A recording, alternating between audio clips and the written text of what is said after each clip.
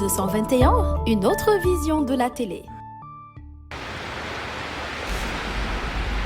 Enfin, le bout du tunnel. Après 20 ans d'attente, le projet de dépollution de la baie de Hann prend maintenant son envol.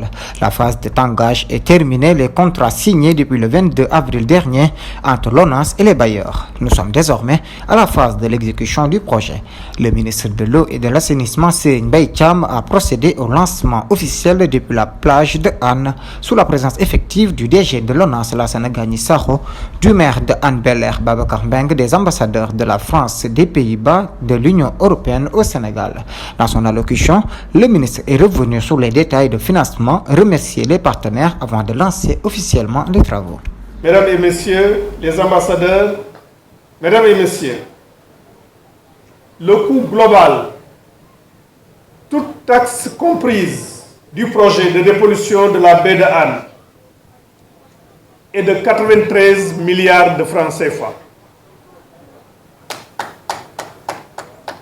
J'ai bien dit toute taxe comprise, à la différence des 70 milliards 300 qui ont été, qui est le projet, qui est le coût hors taxe.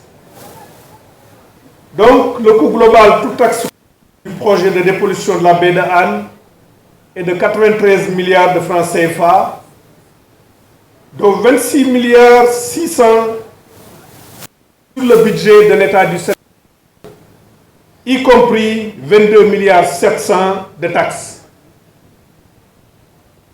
34 milliards 800 de prêts de l'Agence française de développement, dont les 15 milliards sont en cours d'instruction,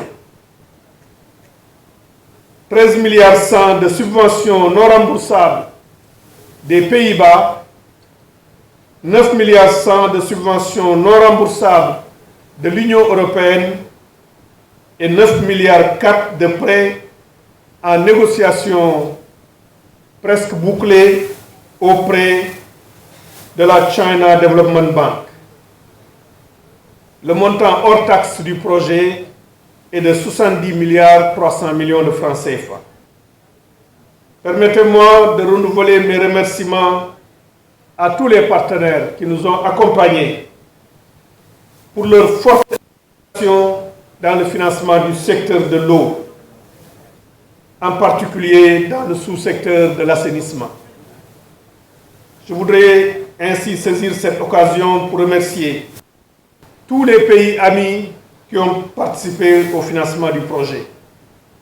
Je voudrais nommer la France à travers l'Agence française de développement, les Pays-Bas, européens et la République populaire de Chine.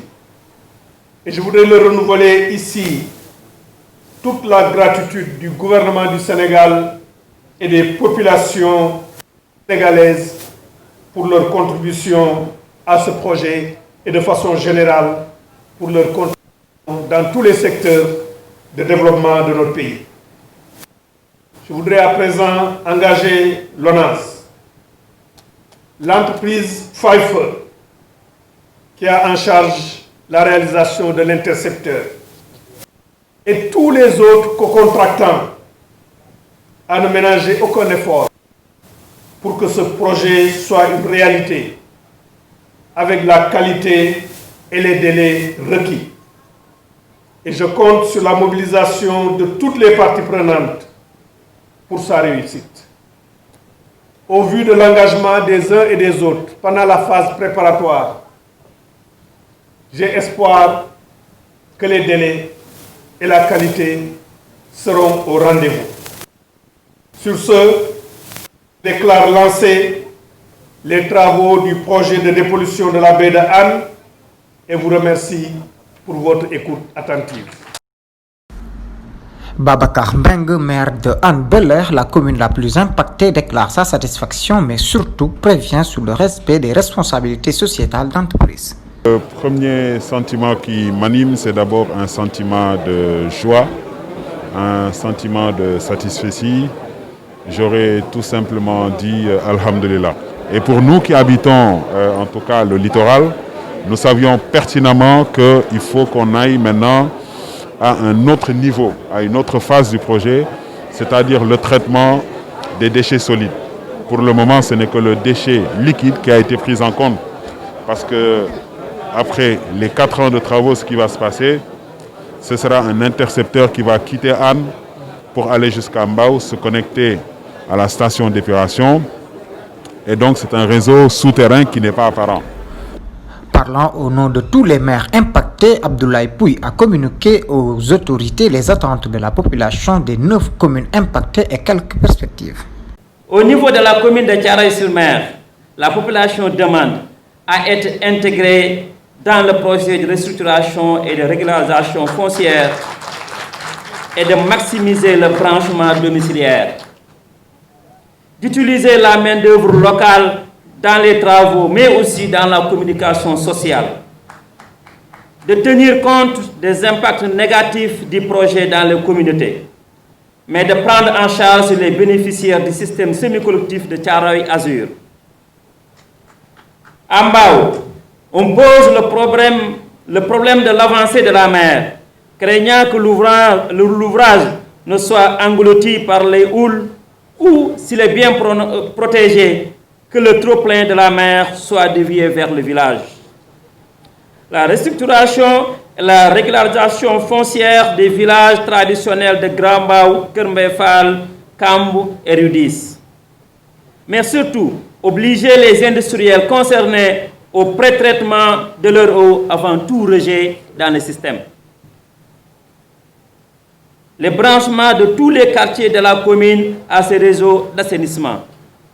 Mais tous les maires ont aussi insisté, surtout mon ami de Hann Bel-Air, sur le caractère de la RSE, la responsabilité sociétale de l'entreprise, de pouvoir soulager les populations dans le domaine social, religieux, sportif, éducatif, etc. Très ravis de la collaboration, les bailleurs voient en ce projet quelque chose de très ambitieux et futuriste qui aura un impact fort sur le cadre de vie des habitants, mais aussi du monde entier. C'est un projet d'avenir parce que c'est un projet qui parle aussi d'opportunités en termes de développement de secteur économique, de la pêche, du tourisme.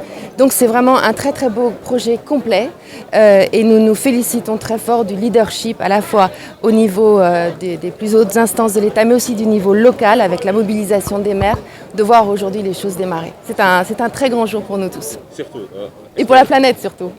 Alors écoutez, moi, telle que je la vois, avec effectivement les travaux que nous ferons ensemble, je la vois comme la plus belle du monde. Aujourd'hui, un nouveau chemin est tracé et il n'a rien à voir avec les nombreuses années passées dans l'incertitude. Le nouveau cap est empreint d'engagement de tous, des bailleurs, de l'ONAS et des communautés. Bref, tous ont ramé dans la même direction et ont surtout franchi toutes les vagues d'obstacles. Concrètement, les travaux porteront sur la construction d'un intercepteur d'eau usée long de 13 km. Cette canalisation permettra l'acheminement des effluents dans une station d'épuration qui sera capable d'effectuer un traitement primaire de 25 000 m3 d'eau usée par jour. Le traité suivra ensuite un émissaire en mer sur 3 km. Pour un coût global de 93 milliards francs CFA, l'exécution du projet va créer environ 500 000 emplois et durera 3 ans. La réalisation a été possible grâce à une collaboration de l'Agence française de développement, la coopération néerlandaise de l'Union européenne et de l'État du Sénégal. Toutefois, il faudra s'armer de patience pendant les 3 longues années que les travaux vont durer avant d'espérer reprendre notre paradisiaque baie de Hann toute dépolluée.